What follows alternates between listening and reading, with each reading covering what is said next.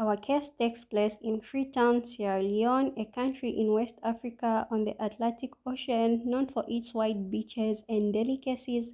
It is here where we find a girl named Sia. Sia was born on 3rd May 1996 to her mother and father, Mr. and Mrs. Kamara. Her family describe her as a go-getter, a kind, loving, joyful, and an understanding person, and overall, she was the it girl. Growing up, Sia was a people's person. She was a social butterfly and generally just loved working for people. It is for this reason that she would enroll into university to major into international relations and gender studies, and in 2022, she would graduate with honors.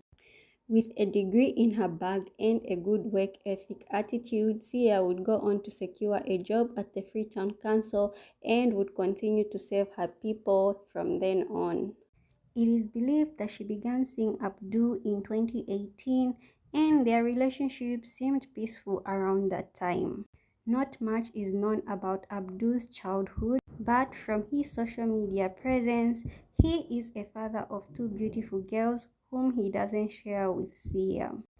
He is a businessman as well as a human rights activist. But what went wrong between the two and why did he end up killing her? On 12 August 2024, Sia left her home to go and visit Abdul at his house, and it was around this visitation that they got into an argument and began to physically fight. Abdul was able to overpower Sia and he whipped and kicked her, punched her and beat her until she couldn't cry no more.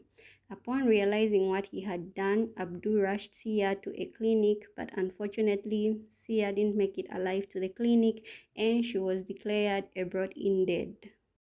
With this tragic news, Abdul trying to save himself, he calmly called Sia's parents, telling them that Sia had suffered a cardiac arrest while at his house and died at the hospital. Her family, in shock, drove to the clinic and they requested they take her body for prayers because Sia was a health person and didn't have any underlying conditions. They thought maybe a miracle would happen and she would wake up. So they took her home and took her to prayer sessions.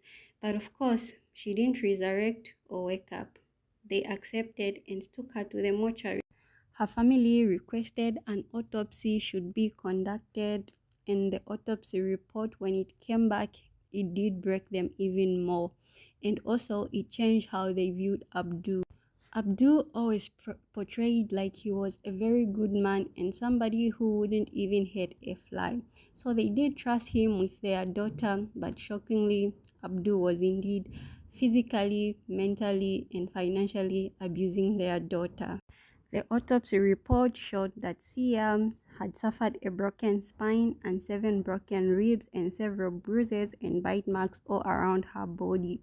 It is believed all this came from physical torture and from physical harm. Of course, somebody had inflicted this on her. She didn't do this to herself. The police were now involved because clearly this was a gender-based violence case and a murder, and so Abdul was apprehended and interrogated by the police. He initially confirmed beating Sia, but afterward he lawyered up. It is believed that right now he has 18 lawyers representing him. Upon the news of her autopsy results, many women stormed the streets of Freetown in solidarity with her family to demand for justice to be served, and hence #Justice for Sia began to trend on all social media platforms. Sia was laid to rest on 1st September 2024 at her family burial site. Her family's road to justice has just begun and they'll need your support. It is going to be a long walk and justice should be served.